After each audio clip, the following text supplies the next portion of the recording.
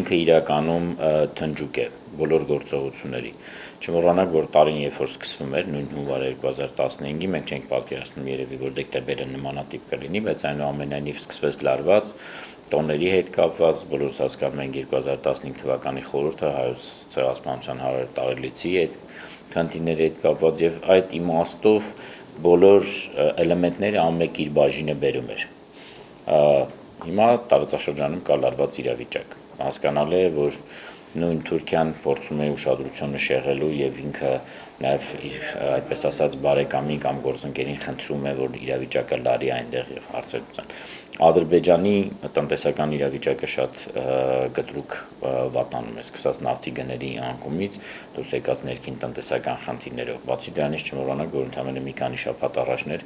արդեն կային նաեւ ժողովրդավարական ինստիտուտների, այդպես ասած, վերջնական այդպես ճգնաժամը, երբ որ 8 զոհ ունեցան կրոնական հիմքի վրա հարցեր լուծելու ամբողջ տարվա ընթացքում մենք տեսանք, թե Ադրբեջանում ինչքան հասարակական գործիչներ կամ քաղաքասարակության ներկայացուցիչներ, մամուլի ներկայացուցիչներ բռնվեցին, բանտերում ուղարկեցին, շատերը ուղղակի երկրից խուսափեցին եւ փախան, բայց այդ ամենը բերում էր ներքին լարվածության խնդրի իր շրջանակներում։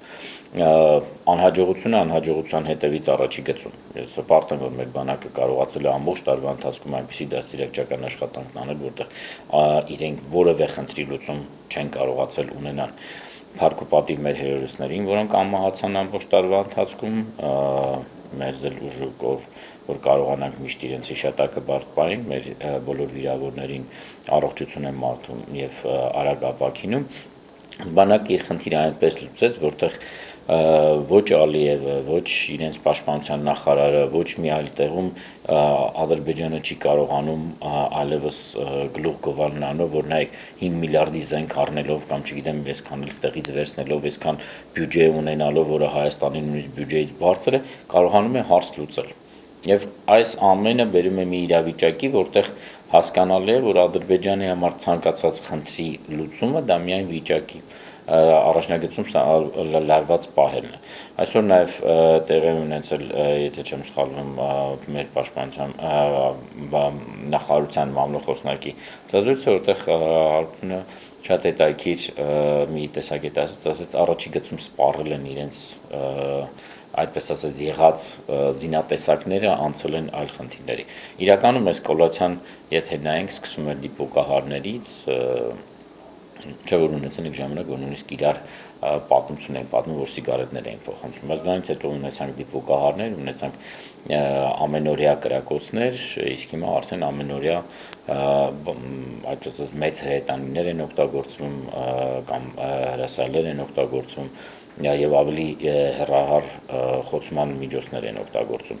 Սպառել ասել այստեղ եկեք չպատկերացնենք, որ փամփուշտներն են ավարտվել։ Փամփուշտը ճակերտների մեջ զինատեսակի կամ գործիքի իմաստով են իրենք սպառել, որևէ մի հաջողություն չունենալով։ Եվ բնականաբար տարվա վերջի հետ կապված ունեցանք հնարավորություն, որտեղ նախագահները պետք է հանդիպեին, իսկ մենք միշտ գիտենք, որ հանդիպումներից առաջ Ադրբեջանը միշտ փորձել է իրավիճակը սրել, որովհետև Ալիևը պետք է մտնի սենյակ եւ ասի այն բոլոր խոստումները կամ նախազգուշացումները, որոնք ես արեցի բոլոր միջազգային հարթակներում եւ նաեւ իմ ներքին ելույթներում, որ եթե Հայաստանը չգնա զիջումների, մենք նույնիսկ ռազմական միջոցով կկարողանանք մեր հարցերը լուծենք,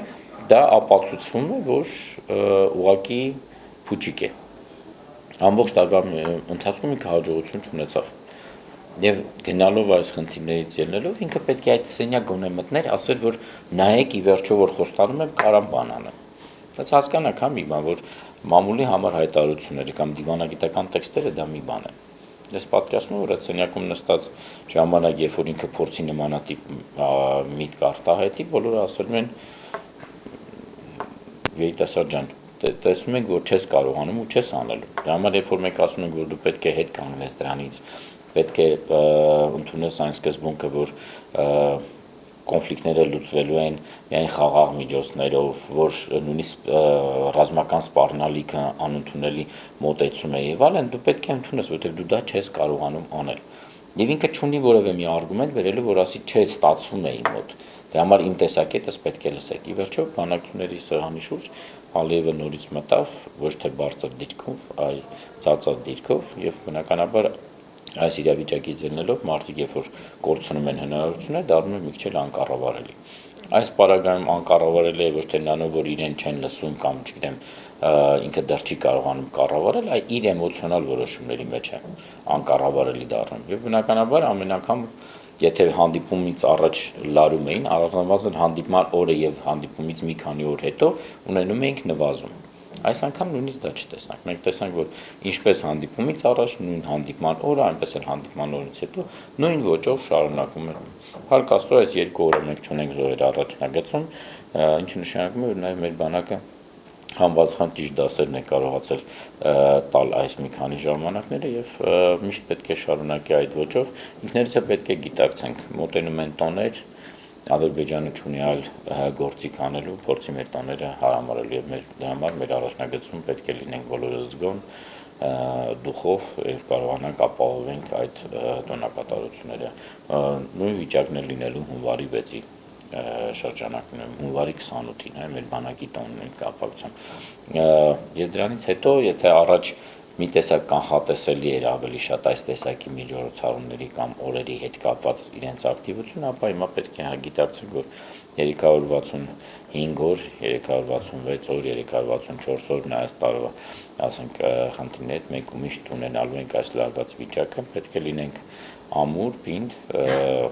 եւ պետք է գիտակցենք, որ ցավոք սրտի միջազգային հանրությունը այսօր չունի դեղատոմս Ադրբեջանին սաստելու, եթե չանցնեն թիրախավորված հայտարարությունների խնդիրներին եւ նույնիսկ միակողմանի գործողություններին, օրինակ նույն Ամերիկայի Միացյալ Նահանգները առաջարկեցին այդ հետաքննման մեխանիզմների ներդնումը առաջնագծում, ուրախ եմ, որ հայկական երկու կողմերն էլ եւ Հայաստանի Հանրապետությունը եւ Լեռնային Ղարաբաղի Հանրապետությունը համաձայնվել են միակողմանությունը, միջազգային հանրությունը նույնպես պետք է ընդունի այս համաձայնությունը եւ միակողմանի այդ մեխանիզմները տեղադրի, տրամադրի եւ սկսի թիրախավորված անել։ Այլ պարագայում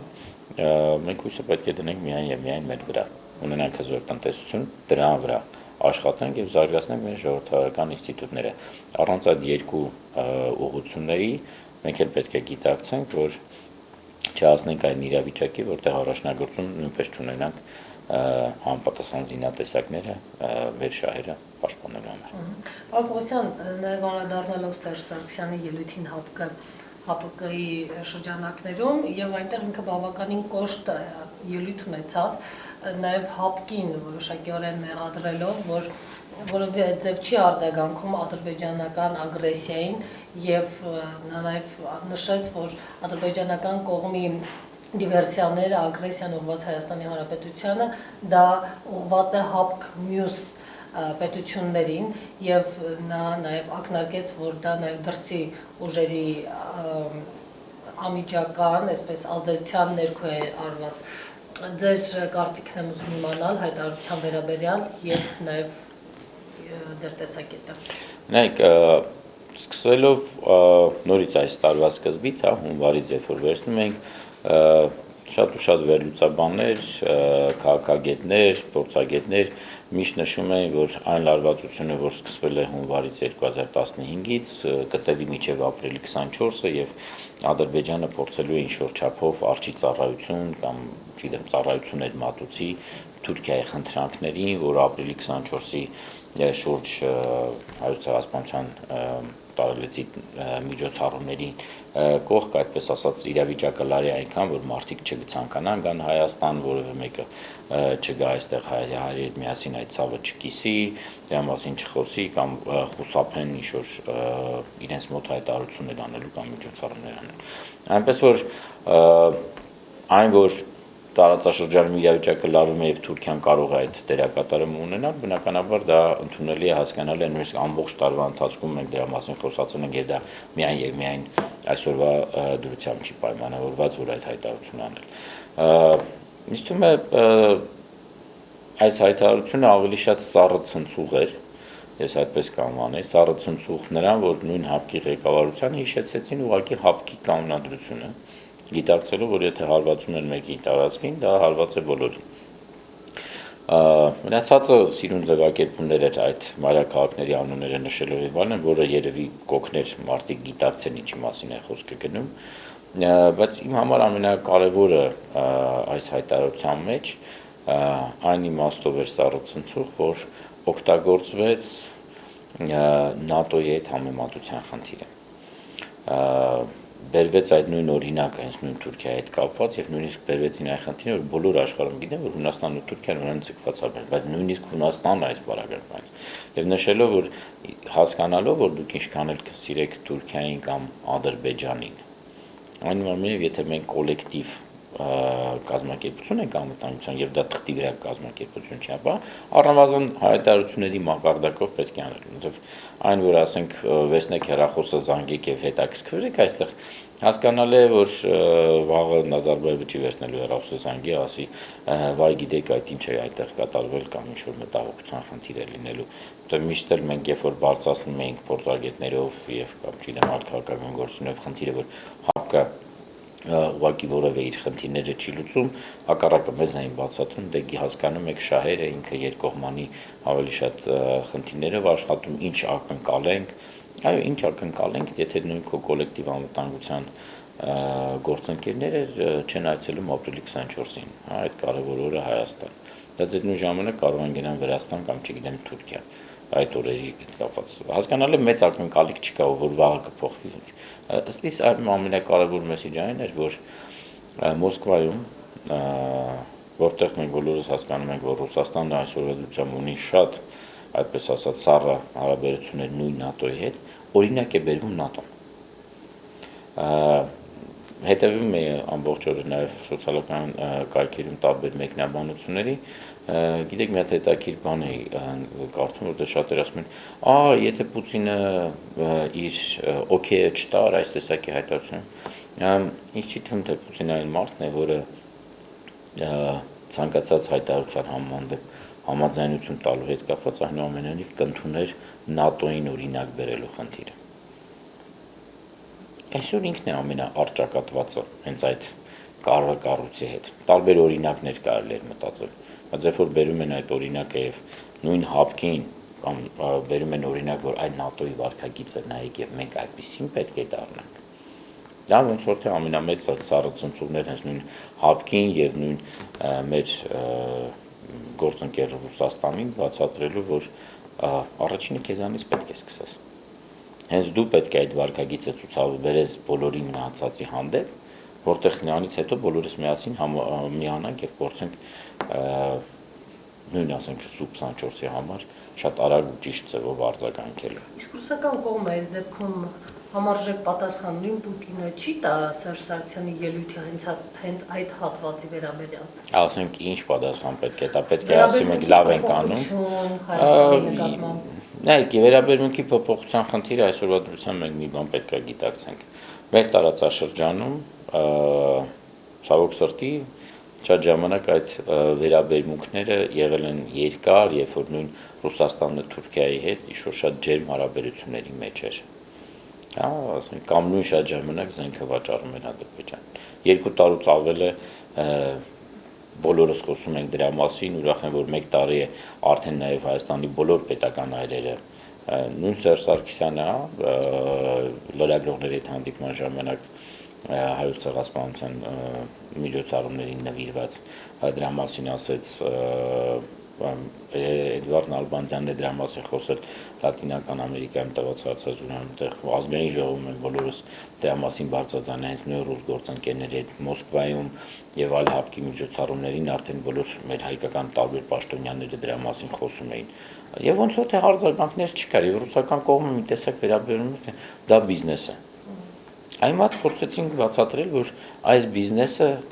ձեզ է հարվածում։ Դուք ինքներդ վաճառում եք զենք, որը կրակում է նույն Մոսկվայի վրա։ Եվ այստեղ մենք պետք է այս խնդիրը հասկանանք, որ շուտ ժամանակ է պետք երևի հասունանալ, որ այս ամեն ինչը ընկալելի դառնալ։ Եվ հատկապես այն հիմա Հայաստանը դա կարող է ասել, երբ որ ուրիշը կզգա իր սեփական մաշկի վրա։ Որտեղ երբ որ մենք դրա մասին ասում ենք, երևի ասում են, դե արխային եղեք, ինչ ա եղել եւ պետք է լինի կհասնենք։ Չէ, պետք չի հասնել, պետք է առաջինից օրը թույլ չտալ, որ դա ձևավորի, այլ իմաստով ինչի համար ենք մենք այս կառույցները ձևավորվել եւ գոյություն ենք ունենում։ Այսօրվա դրությամբ պատասխանը, եթե պետք է լինի Հայաստանին, նրա հանդեպ, որ նույն Ռուսաստանն ու Թուրքիան ճակատման մեջ են գտնում եւ այսօր լավագույն իր գործընկերը Հայաստանն է այստեղ, ելի լավագույն գործընկերոջը հարվածի։ Իսկ այդ գիտակցությունը պետք է գա, որ սա ոչ թե հարվածի խնդիրի համար էր, այս նրա համար էր, որ վարքագիծը պետք է փոխել եւ գիտակցել։ Հուսով եմ, եթե հետեւողական լինենք եւ քանի որ 3 տարի առնվազն այսօրվա դրությամբ թղթի վրա գոյություն ունեցող կազմակերպությունը ՀԱՊԿ բացանում մենք այնտեղ նախագահ երկիր ենք լինելու, եթե 3 տարի հետեւողական այս աշխատանքը կարողանանք տանենք, ինչ-որ փոփոխությունների կհասնենք։ Չեմ հավատում, որ բոլորը կսկսեն մեզ այնտեղ պաշտպանել, բայց առնվազն հայտարարությունների մակարդակի վրա կարելի է ինչ-որ հաջողություններ ունենալ։ Եթե հետեւողական չլինենք եւ չաշխատենք, բնականաբար սա ուղղակի կմնա պատմության մեջ ինչպես մի հատ այդպես ասած սառը ցնցուրի նման ելույթ եւ դրանից հետո ոչինչ։